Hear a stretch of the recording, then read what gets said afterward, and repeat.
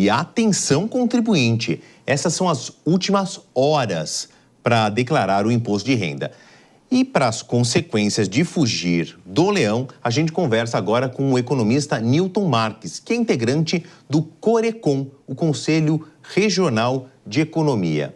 Bom, eu quero começar a entrevista saudando o Newton Marques e fazendo a pergunta que é a mais óbvia de todas. Aquele que perdeu o prazo, que no caso do Brasil são muitos, historicamente falando, talvez um pouquinho menos com o passar do tempo, mas a gente sabe, né, Newton, que muita gente deixa para a última hora e perde o prazo. Então, minha pergunta, a primeira, é a mais óbvia de todas. O que acontece no dia seguinte? Tem multa? Dá tempo de fazer uma restituição, uma correção? O que deve fazer aquele que vai perder o prazo? Boa noite, é um prazer estar aqui com você, conversando com os milhares de telespectadores. É claro que a multa é a primeira coisa que vai acontecer.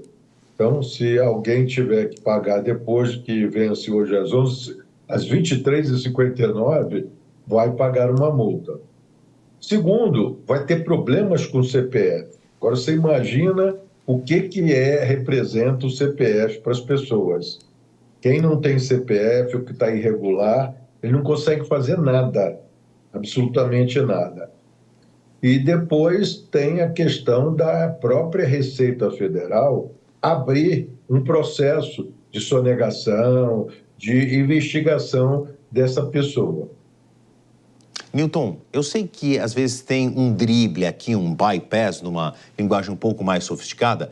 Não que esteja aconselhando as pessoas a fazer isso, mas talvez seja uma medida emergencial para dar uma solução.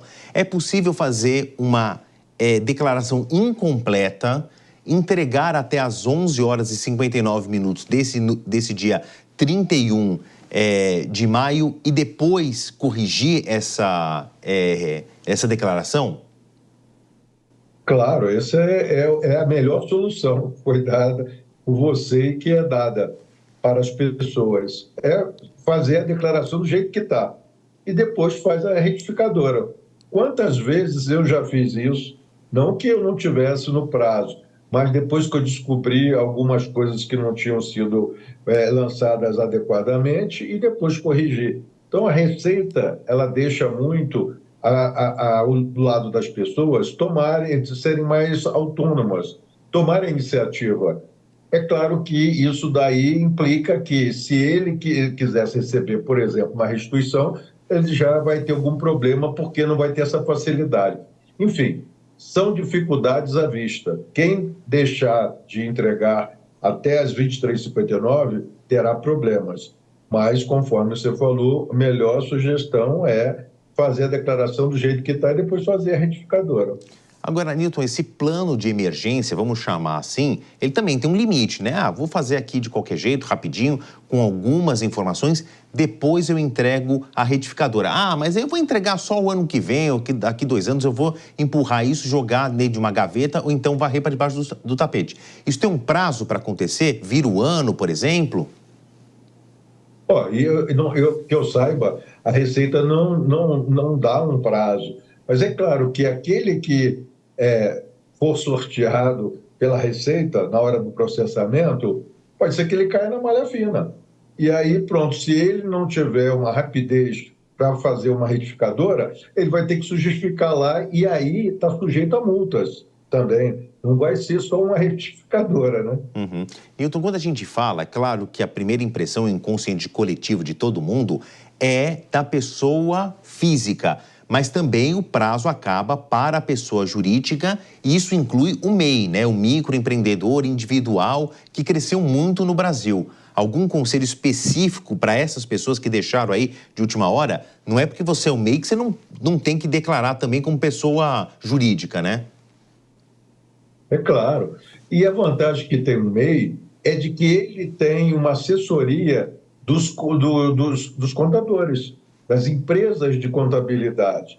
Um dos acertos que foi feito quando foi promulgada a Lei Geral da Microempresa e as suas alterações com o decorrer de anos foi que os contadores, eles não estão sujeitos a um tipo de limitação E a compensação que eles deram é justamente da assessoria, né? Não é uma qualquer assessoria, mas essa assessoria inicial aos MEIs, aos microempreendedores individuais. Então, eles têm que saber que tem uma declaração. A declaração é pura e simplesmente dizer que eles estão dentro do enquadramento. Então, não é, qual foi o faturamento? Então, está lá dentro, lá, se não me engano, abaixo de 82 mil por ano, ele faz essa declaração e fica quites. Uhum. Newton, esses fios brancos, tanto na minha cabeça quanto na sua barba, demonstram que a gente faz declarações de imposto de renda há muito tempo. Eu já peguei a parte informatizada, né? Eu só lembro do meu pai, dos meus avós fazendo no papel. Eu já sou de uma geração mais informatizada. Mas nesse salto tecnológico, a partir do momento em que a Receita ainda entrega... Eu lembro que eu tinha que ir no banco, pegar o disquete e tudo mais, ou entregar o disquete no banco. Eu ainda sou dessa época. Mas teve um salto enorme entre o papel e o sistema informatizado. Agora, então, me parece muito mais prático em comparação com essas décadas atrás. Existe um sistema já de pré-preenchimento. Quais são as vantagens que você viu aí da informática, né? Ter transformado esse sistema em um sistema digital? E agora, o que me parece ser o próximo passo, a inteligência artificial vai te ajudando ainda mais a ir pré-preenchendo a declaração. Quais são os grandes ganhos que você viu aí ao longo dos anos? É claro, a rapidez que tem, tanto para a Receita Federal como para a gente, é muito grande, praticidade. Então, hoje em dia, tudo está sendo...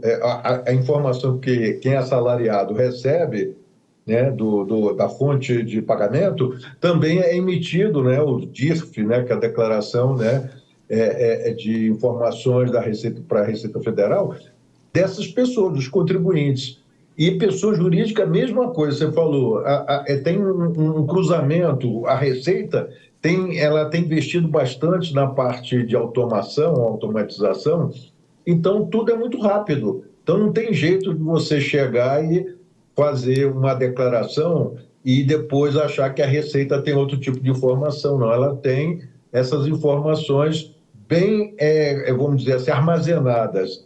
É uma questão de utilizar. Então, por exemplo, se eles querem escolher assim, ó, vamos ver de pessoas que ganham de X a Y, aí eles vão lá e vão fazer uma análise mais de pente fino.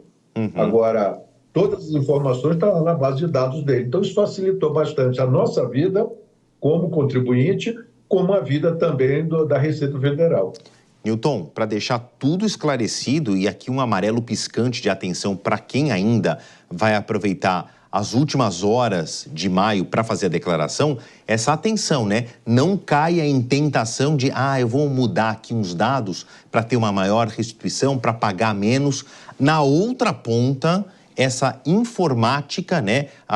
O sistema digital da Receita cruza os dados. Ele vai saber que você está mentindo, né? Verdade. E principalmente aqueles que forçam ou forjam restituição.